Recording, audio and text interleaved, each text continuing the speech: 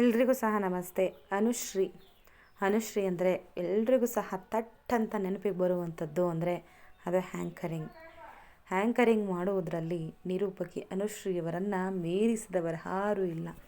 ಯಾಕಂದರೆ ಅಷ್ಟೊಂದು ಚೆನ್ನಾಗಿ ನಿರೂಪಣೆ, ಯಾವುದೇ ಒಂದು ವ್ಯಕ್ತಿಯನ್ನು, ಯಾವುದೇ ಒಂದು ಸಬ್ಜೆಕ್ಟನ್ನು ನೀಡಿದಾಗಲೂ ಸಹ ತುಂಬ ಮನಸ್ಸಿನಿಂದ ಅವರು ಮಾತನಾಡ್ತಾರೆ. ಎಲ್ಲರಿಗೂ ಸಹ ಸಿಗಬೇಕಾದಂತಹ ಗೌರವ ಏನಿದೆ ಆ ಗೌರವವನ್ನು ಆ ವೇದಿಕೆ ಮೇಲೆ ಅನುಶ್ರೀಯವರು ಕೊಡಿಸ್ತಾರೆ ಅಂತ ಹೇಳಿ ಪ್ರತಿಯೊಬ್ಬರೂ ಸಹ ಇವರನ್ನು ಇಷ್ಟಪಡ್ತಾರೆ. ಅನುಶ್ರೀಯವರು ರೋಷನ್ ಅವರ ಜೊತೆ ಸಪ್ತಪದಿಯನ್ನು ತುಳಿದಿರುವಂತಹ ವಿಚಾರ ಇಡೀ ಕರ್ನಾಟಕಕ್ಕೆ ತಿಳಿದಿದೆ. ಜಿ ಕನ್ನಡದ ಮನೆ ಮಗಳು ಅಂತ ಹೇಳಿ ಆ ದಿನ ಅವರನ್ನಿಬ್ಬರನ್ನೂ ಸಹ ಕರೆಸಿ ಇಬ್ಬರಿಗೂ ಸಹ ಇವರ ಹೊಸ ಜೀವನಕ್ಕೆ ಶುಭಾಶಯಗಳನ್ನು ಸಹ ತಿಳಿಸಿದ್ದಾರೆ.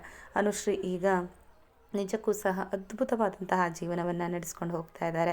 ರೋಷನ್ ಅವರ ಬಗ್ಗೆ ಆಗಾಗ ಸೋಷಿಯಲ್ ಮೀಡಿಯಾದಲ್ಲೂ ಸಹ ಅವರ ಭಾವನೆಗಳನ್ನು ಹಂಚ್ಕೊಳ್ತಾ ಇರುತ್ತಾರೆ ಕೂಡ ಹೌದು.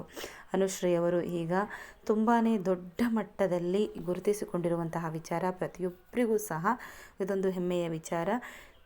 ಏನೂ ಇಲ್ಲದಂತಹ ಒಂದು ಕುಟುಂಬದಿಂದ ಬಂದಂತಹ ಹೆಣ್ಣುಮಕ್ಕಳು ಸಹ ದೊಡ್ಡ ಮಟ್ಟಿಗೆ ಸಾಧನೆಯನ್ನು ಮಾಡಬಹುದು ಅಂತ ಹೇಳಿ ಅನುಶ್ರೀಯವರನ್ನು ನೋಡಿದಾಗ ಎಲ್ರಿಗೂ ಸಹ ತಿಳಿಯುತ್ತೆ.